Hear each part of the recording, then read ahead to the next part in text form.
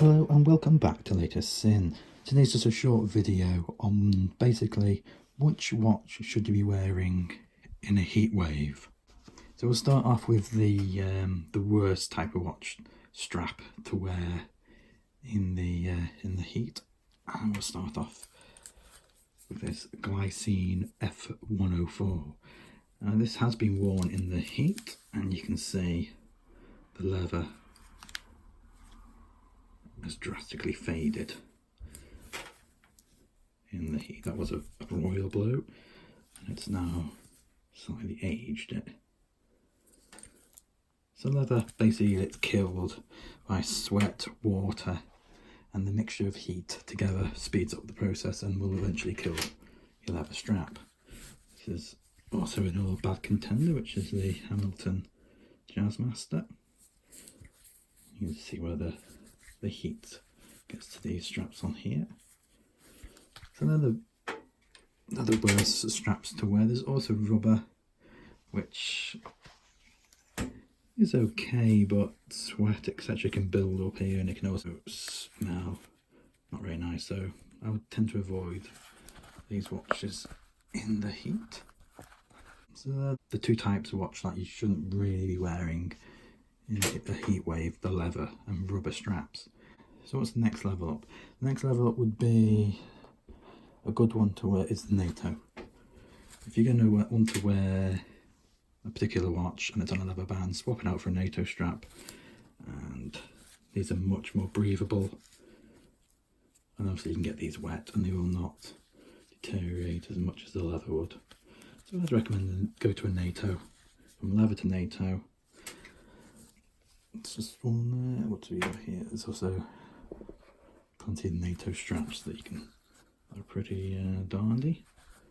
So the ideal scenario, if you've got watch, this was on a leather strap. If you've got a watch on a leather strap, purchase a NATO, and then just simply exchange the leather out for the NATO when there's a heat wave, and you should be hunky dory. Or the other alternative is to go to your other side of the collection and pick a steel version. Now the steel obviously will keep cooler in the heat, so the ideal watch for a heat wave is a steel bracelet. But I say if you can't carry off that because it's a bit heavier etc, then the next best alternative is the NATO. Overall, it comes down to preference if you want to go for the steel or you want to go with the NATO, but either of those two options are far better in the heat compared to that of the leather and the rubber straps. So I hope you've found that quick little video helpful, and as always I will catch you in the next one.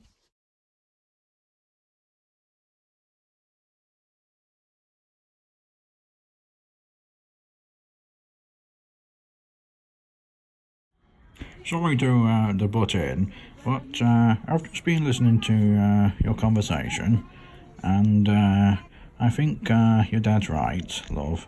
It's an awful lot of money for a dress that you'll only wear once, at best. And if you do get married again, you'll certainly want a fresh dress, trust me. I'm talking from experience here. The only place fit enough for Marge's dress the day after our wedding was the bin. You see, it was torn and ripped. You see, that's what happens when teenagers get married. We were so horny back then. And when the zip got stuck, Marge, in desperation, ordered that I cut her out of the dress. Oh, she was a minx that night. I was bruised for days afterwards. So your dad's right. I'll get the cheaper one. Oh! I see. He's not your dad. Oh no, he's your fiance. Oh dear.